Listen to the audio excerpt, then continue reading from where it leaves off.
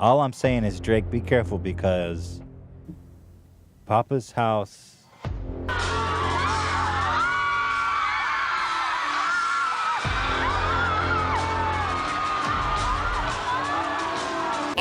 Drake Graham. He's a superstar. He's an icon. He's a idiot. Whoa! Can't say we approve of that. Who is this guy? An Uber driver went absolutely ballistic on Drake and his driver. So Drake was arriving at Delilah in West Hollywood. All of a sudden, you just hear a guy yell, idiot.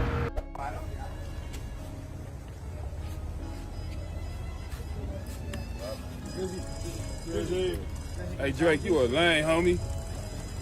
They dog bodied you, fam. And your headphones ain't even plugged in. Stop the cat.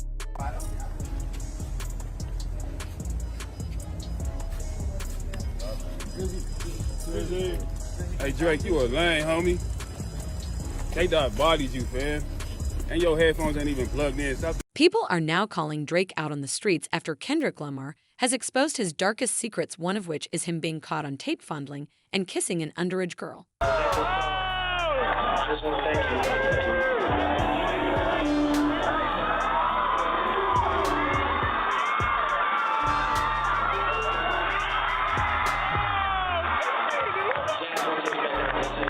This is not the only instance of him publicly kissing young women. He has also made some very questionable moves on another girl in Dallas in 2010.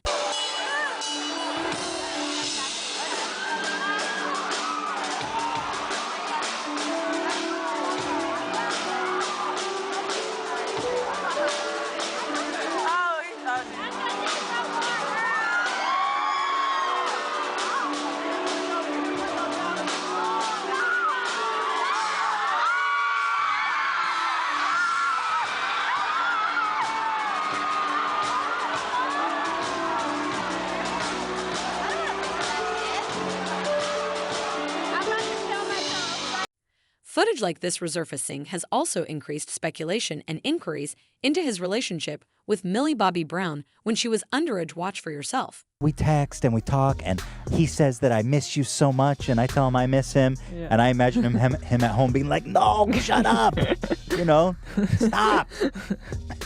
And there's another one where she's like, I met him at a hotel, and then we went out for dinner, and then we were hanging out every night for 3 days, and now we text each other all the time, and we love each other, and I'm just like, whoa.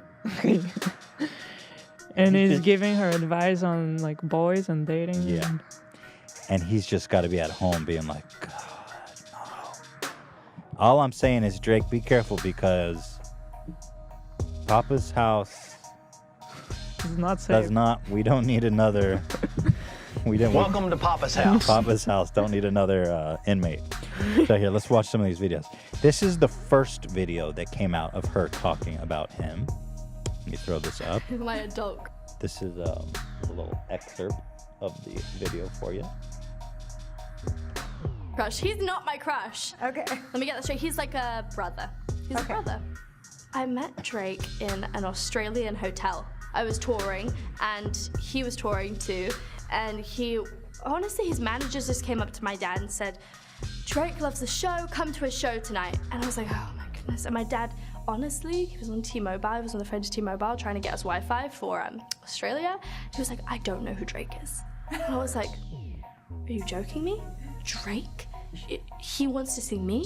And I was like, okay, we're going. So I got my outfit prepared, I went there, and he was such a fanboy, and I was such a fangirl. This has been further brought into the spotlight by the fact that Drake now dropped her on the heart part, 6 despite Kendrick never even talking about her at all. Many have seen it as a tactical masterclass from Kendrick, since it seems like Drake just keeps digging his own grave. TK Kirkland certainly thinks there was a clear winner in this beef, especially with how Drake's parenting was called out. To everybody's listening, I would never say go listen to somebody getting dissed, but the Kendrick Lamar diss. Forget that it's about Drake. Listen to the music, listen to the words, and how they arrange that song is amazing if you're a music enthusiast. Well, yeah, Kendrick said, y'all think all my life is rap? That's hope. Got a son to raise, but I can see you don't know nothing about that. And, you know, Drake has a son, but he's not with the mother. Yeah. So he has shared custody, and of course he praise the son and takes him to games and makes videos with him, but ultimately he doesn't live with his son. Yes. His son lives with his baby mother, and he even said in one of his songs that he only knew her like 2 times when she got pregnant or something. Right. Whereas, you know, Kendrick is married, I believe, and lives with his kids. And, I mean, he got him on that side, you know? I mean, what are you gonna say? Oh no, I'm a better father than you, Kendrick. Right. You can't quite say that. Right. You know, no offense to all the, you know, the single dads and stuff like that, but it's not the same as living with your kids. Yeah, totally different. There's a big difference. You can't respond to that with something slick. Yeah, you don't know nothing about that. You gotta hold that. The way he said, when I'm sitting here listening with you, wow. Once it's out there, it'll never be the same.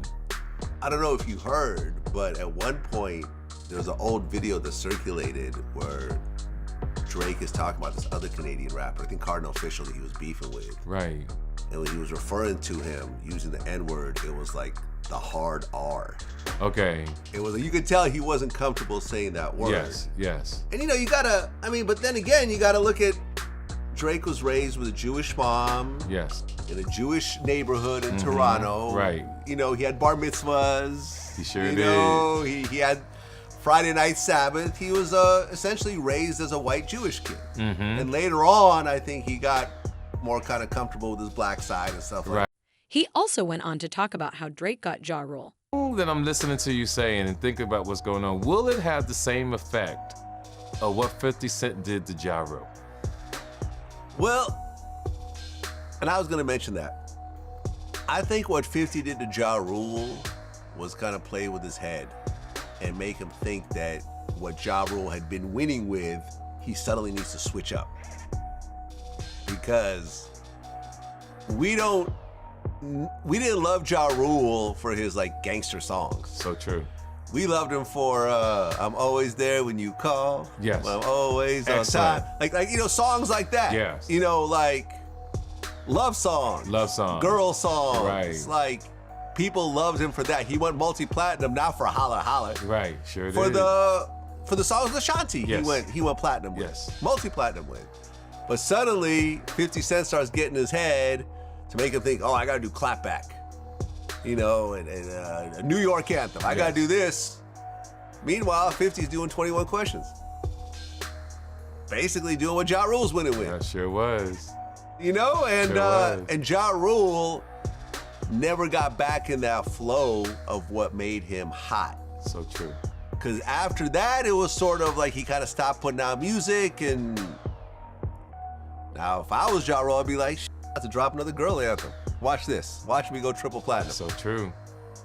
I'm not going to sit there and play in the mud with you. Right. So with Drake, if Drake starts doing all this tough guy music, then Kendrick would have won. Okay. Because, you know, when you look at Drake's biggest songs, the songs like God's Plan. Right. Nothing tough, nothing gangster. Yeah. I've met Drake a couple times. Yeah. I didn't get a tough guy. No, he's a tall guy. He's about 6'2". He's like my height. He's a nice kid. Yeah. Listen, I've seen a nice kid to even go this route. That's what I'm saying to the young people. Listen, I've learned the hard way. Never let nobody bring you down off your level to come down, no matter how bad it seems. DJ Academics, however, believes that Drake is definitely better than Kendrick. Kendrick? Well, okay, so To Pimp a Butterfly, first week, sold 324,000. Okay. That's a big number. And that same year, what did Drake drop? What year is that? Is it 14? 15. 15. Okay, hold on, let's see. Drake album. You might have to go to 16 where he drops Views. Views obliterates that. Okay, if you're reading this, it's too late. That's a little bit of a... That's a mixtape. It's a mixtape. Go to Views, Views obliterates everything. He does a Drake, mill. Views, first. I'll save you the suspense, he does a mill. Okay, you're right. Views obliterates To Pimp a Butterfly. Okay, you're right. I see where you're going with it. Okay, go ahead. So, again, all right, so now we're at a point where Kendrick is at his, that's the most he ever sold at 2017 when he drops Man. what happens though, and I think behind the scenes, we never really knew what happened, but Kendrick just disappears. He kind of just falls back. Yeah, Damn did 353,000. About the same as To Pimp a Butterfly. No, I thought he did more. I thought he did like 6 something. I'm looking at it right now. This first week, 340 million streams. The second week, it remained at the top 10 and did another 238. So yeah, it did 353,000 the first week. The second week, it did 238. So, I mean, look, a lot of people consider that to be either his best or his second best album next to Good Kid, Mad City. I thought it was a great album. It was his most commercial album too. Yes. It had Rihanna on it, right? Yeah. What happened then, Kendrick goes. He literally fell off the map. Yeah. I went to Drake's concert last night. Okay. And when I told you, I went to Travis' concert like about 3 weeks ago. Man, there's 80% girls in there, man.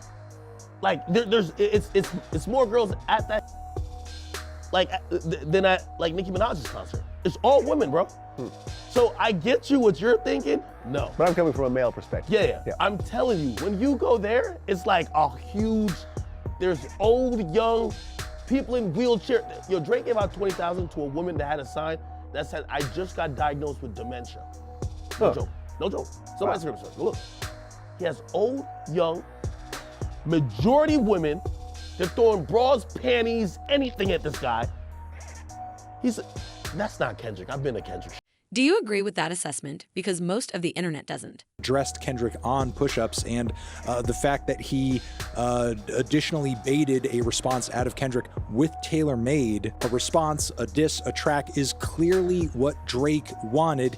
He has the diss now on his plate, and he has to eat it. He cannot do another Pusha T PR statement, we're ending the beef, Jay Prince is stepping in to close it all off again. This is not 2018. He has to finish what has been started, and from here we will see how that goes. But as of right now, I think Kendrick is coming out on top, because regardless of how much you like this track or how you feel like it fits in the greater scheme of diss songs of all time, Drake has not come through with a superior cut so far. And if he takes down Kendrick from here, lines about his height and his shoe size and how rarely he drops music are not going to cut it. He's got to go further, and I guess from here we will see if he can.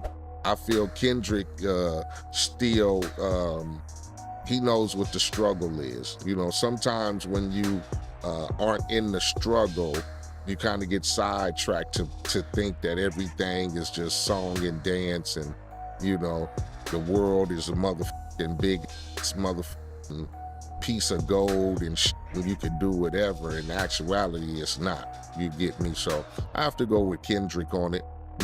Not saying that Drake, you know, hasn't had his motherfucking moments, because he has.